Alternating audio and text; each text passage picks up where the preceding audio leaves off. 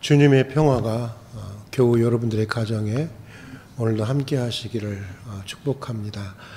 이제 사도신경으로 우리 신앙을 고백하면서 새벽 예배를 드리도록 하겠습니다.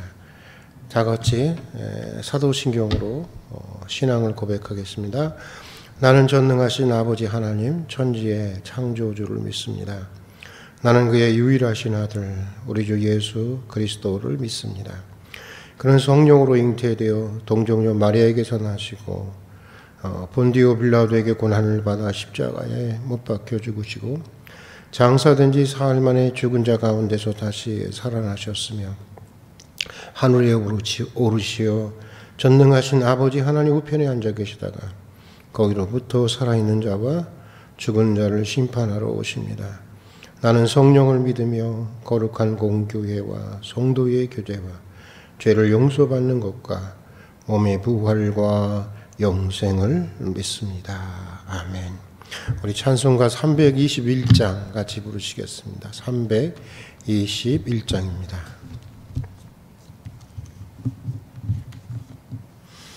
날 대속하신 예수께 321장입니다. 날 대속하신 예수께 내 생명 모두 드리니 늘 진실하게 하소서. 내 구주 예수여 나 구주 위에 살리라. 내 기쁨 한량 없으리. 내 갈 길 인도하소서. 내 구주 예수여 날 구원하신 예수를 일평생 의지하오니 날 영접하여 주소서. 내 구주 예수여 나 구주 위에 살리라.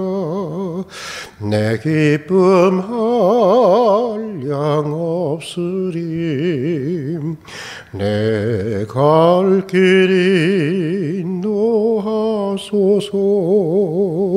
내 구주 예수여 주 십자가에 달리사 날 자유하게 했으니 내 몸과 마음을 주 위해 다스게 하소서. 나 구주 위에 살리라. 내 기쁨 한량 없으리. 내 갈 길 인도하소서. 내 구주 예수여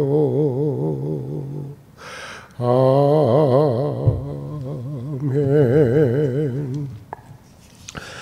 오늘은 시편 119편 41절에서 48절까지의 말씀을 함께 읽고 묵상하도록 하겠습니다.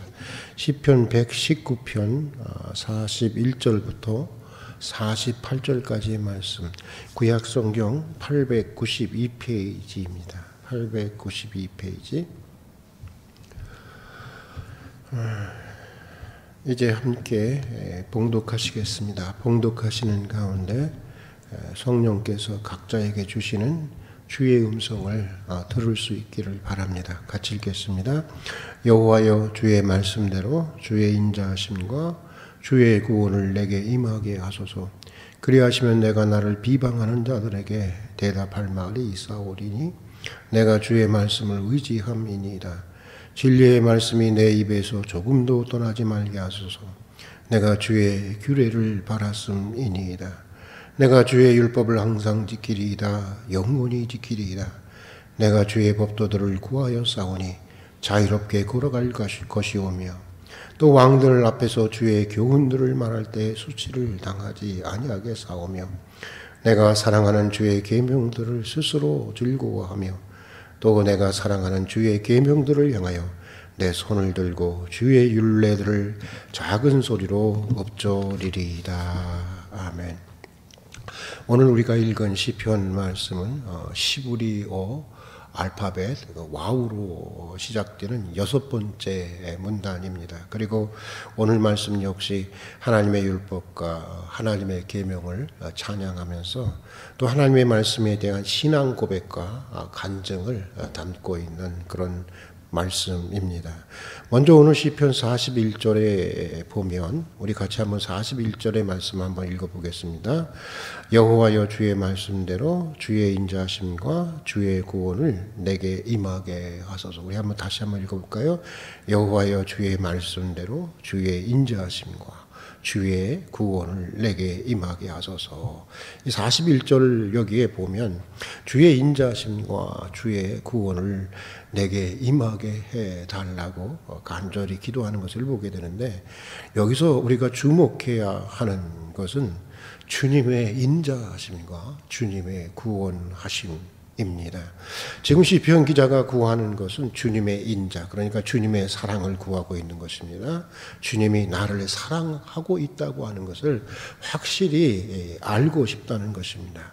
내게 주어진 모든 것들이 주님이 나를 사랑함으로 주어진 것들이고 나를 향한 하나님의 구원의 의지가 담겨진 것임을 분명히 알고 또 깨닫고 싶다고 하는 것입니다. 생각해 보면 주님의 인자를 구하는 기도보다 사실 더 귀한 기도는 없는 것 같습니다. 누군가의 말대로 우리를 향한 모든 기도의 응답은 사실 하나님이 내가 너를 사랑한다는 한마디로 집약될 수가 있는 것입니다.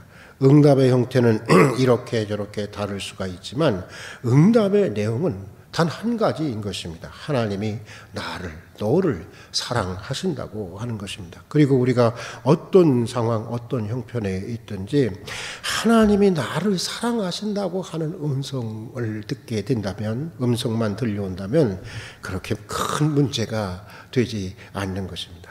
자, 하나님이 나를 사랑해서 병을 주신다는 데에야 무슨 문제가 있겠습니까? 하나님이 사랑해서 주신 것인데 낙심할 이유가 없는 것입니다. 심지어 내가 세상을 떠난다고 해도 그렇습니다.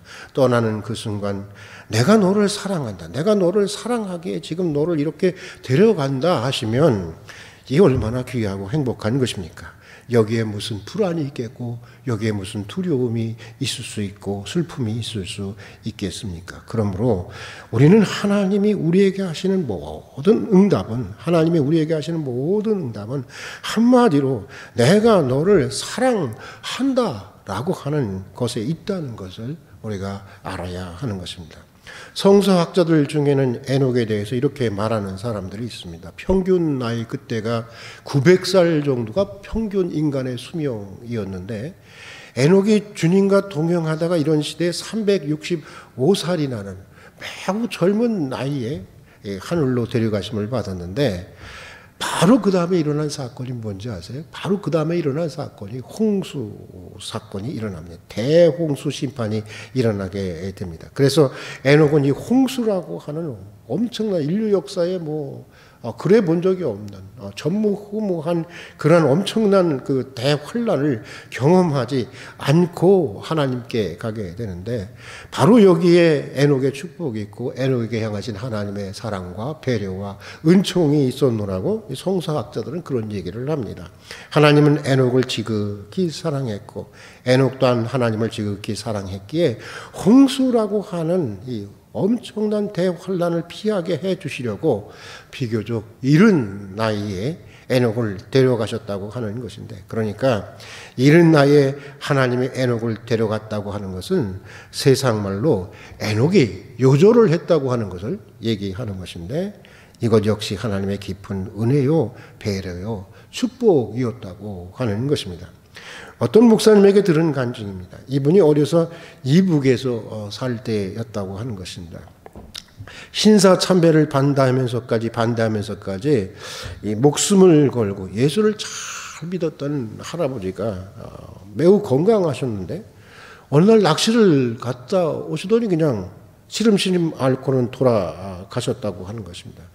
그래서 가족들은 나이도 뭐 그렇게 많지도 않은 것이고 매우 아쉬워했는데 얼마 후에 6.25가 터졌다는 것입니다. 그리고 그때 자기 아버지가, 그러니까 목사님의 아버지가 모든 가족들 앞에서 총살을 당하는 비참한 광경을 보아야 했다고 하는 것입니다. 저희 외할아버지 같은 경우에도 이 그 빨치산들한테 이렇게 그 사람들은 뭐 총으로 쏴 죽인 것도 아니고 그 막대기에 못을 박아가지고 총알도 아깝다고 하면서 그걸로 이렇게 사람을 다 이렇게 해서 죽였다고 하더라고요. 그러니까 그런 비참한 광경을 이 가족들, 이 목사님의 가족들도 이게 보게 되었던 것입니다. 그런데 그 광경을 보고 할머니가 이런 말씀을 하시다는 것입니다. 너희 할아버지는 참 복도 많다. 확실히 나보다 네 할아버지가 예수를 잘 믿었는가 보구나. 이런 끔찍한 일을 보지 않도록 하나님이 미리 데려가셨으니 말이다. 한평생 그렇게 잘 믿고 복되게 살더니 죽는 것도 그렇게 복되게 죽는구나. 그렇게 말씀하셨다고 하는 것입니다. 여러분, 그러고 보면 건강한 것만이 복이 아닌 것입니다.